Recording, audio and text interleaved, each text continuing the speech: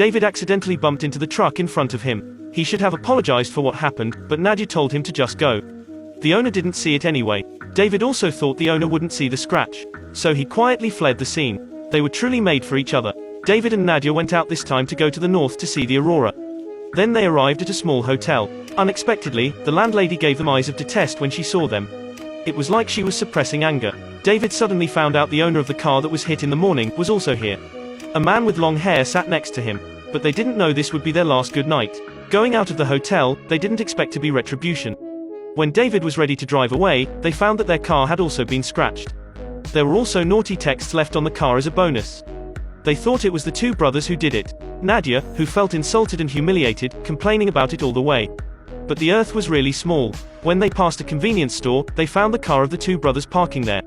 Nadja picked up a screwdriver and went over, scratching over from the back door to the front. But she was caught on the spot. Nadja immediately turned around and ran into the car. The two of them drove away immediately. Jarmo came out, stroking his dog.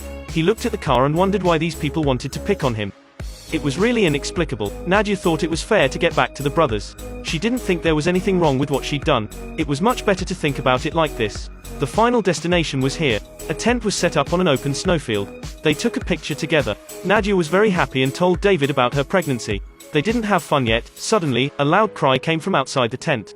That was a wolf cry from a person. They thought someone was making trouble and ignored them. Then a little red dot appeared on the tent. They walked out of the tent. The red dot moved on their chests again. They suddenly became nervous because they understood that only the sniper sight could shoot those red dots. Knowing that they were in a bad situation, the two immediately ran away. Unexpectedly, his dog rushed out. It felt the source of danger, wanting to help the master out of trouble. Not long after that, the gunshot came with the dog's howl. It was a pity that a good dog was owned by such bad masters. The two were paralyzed. The man hiding in the dark was not for fun. The light bulb was shot. They got out of the tent and ran to the other side. Then a flare suddenly appeared in the sky. A couple was camping. A red dot appeared on the tent. Then the bulb was shot. They hurried to hide away in the dark. But a flare swept the sky. In an instant, their figures were illuminated. The gunfire covered every corner of the area, but they were not injured. The shooter seemed to have another plan. The flare was about to be shot to the sky. Then another one appeared. David and Nadja ran into the woods. There were two people on the other side. At this time, Nadja, who was pregnant, suddenly felt a sharp pain in her abdomen. It was an emergency. David took Nadja to squat on the grass. Nadja doubted it was Jarmo and Rolle who came to avenge. As the footsteps came closer and closer, David hurriedly took Nadja to hide in a small house. It was dawn when they woke up. Their faces were covered with ice slag. If they didn't warm up right away, they could die on the spot. They returned to the tent. The scene inside was shocking. Their dog had been killed. For their safety, David told Nadja to stay outside of the tent. Don't go anywhere. Nadja couldn't do anything else rather than lying down on the ground. David went to the tent looking for the car keys. However, he touched and triggered the clip. Hearing the cry, Nadja quickly ran over. This clip was not simple. It took Nadja 10 hours to open it. David's arm was caught in the clip, bleeding out uncontrollably. Was this the consequence of scratching a car? A bullet burst through the air. David calculated the time interval of intermediate ammunition change was 10 seconds. They could use these 10 seconds to escape. The next bullet came. They quickly ran away. Unfortunately, David was shot. Though it wasn't a fatal shot, Nadja didn't turn back to save him.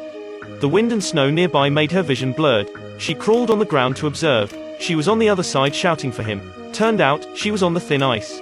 David also shouted out for her. The two were separated, but they were not far away from each other. Nadja told him to pay attention under his feet. But David couldn't hear her. Until they met each other, David had fallen into the hole. Nadja was late to inform him. She put her bare hand into the water. When she was in despair, David rushed out with all his strength. At that time, they had been exhausted. Finally, they saw a rescuer. But when taking a closer look, it was Jarmo, one of the two brothers. They slipped into a cave. The atmosphere solidifies instantaneously. Looking back, a bear was hibernating. Jarmo also looked at the tracking. The couple was put into continuous challenges. At this time, Nadja took a flare out of nowhere. She threw it at Jarmo, making him fall to the ground. The two quickly fled. After a morning's rush, they finally found a family. Their only hope was not far away. But David had an illusion. A boy wearing a yellow jacket stood beneath the tree and disappeared in an instant. They didn't respond yet. Someone slowly approached them. A man with a hunting gun appeared in front of them. Nadja retreated in fear. Jarmo seemed to find the people who needed help before. Then David appeared and hit him with a stone. Then the three came to a family not far away. But something strange happened. The room was full of photos of the two of them. They were stalked for a long time. Turned out, they had followers all the time. A chill spread all over their bodies. Then a man grabbed a sniper gun and entered the room, fixing him an eye. How could it be their neighbor, Einar? Why was he here? Eventually, he revealed the truth. The boy wearing a yellow jacket in David's illusion was Einar's son. A year ago, on the way home, David and Nadja ran over a boy in yellow because of distraction. They didn't choose to call the police. Instead, they left the boy bleeding to death. Einar was playing with his son that day. In the camera, Einar saw his son was run over by two strangers with his own eyes. He called the police to provide video footage. Even if they caught David and Nadja, they would only be imprisoned for a few years. It was too humane for them. So he tried to make friends with them. He knew every detail about them like the back of his hand, waiting for the right time to give David tickets for his Arctic trip. Everything was carefully planned. Now he wanted him to understand what it was like to lose someone they loved.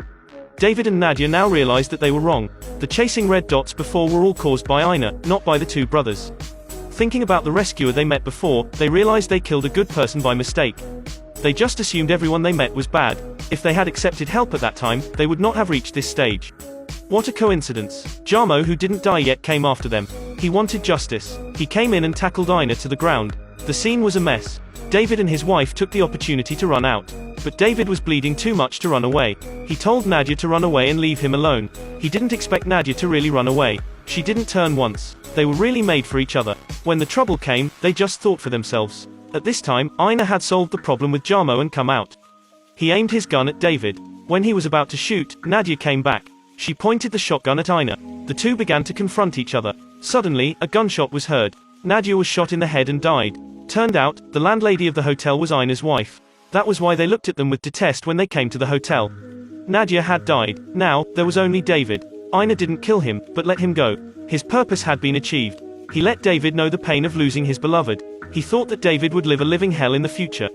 What goes around comes around. This is a film in which cause and effect are deeply connected to each other. David was a man of no responsibility, no courage, no virtue and incompetence. He was described as a coward. Now he was left miserable, regretting his sin, but he still had to continue. That's all for today. I'm Harry. I'll see you next time.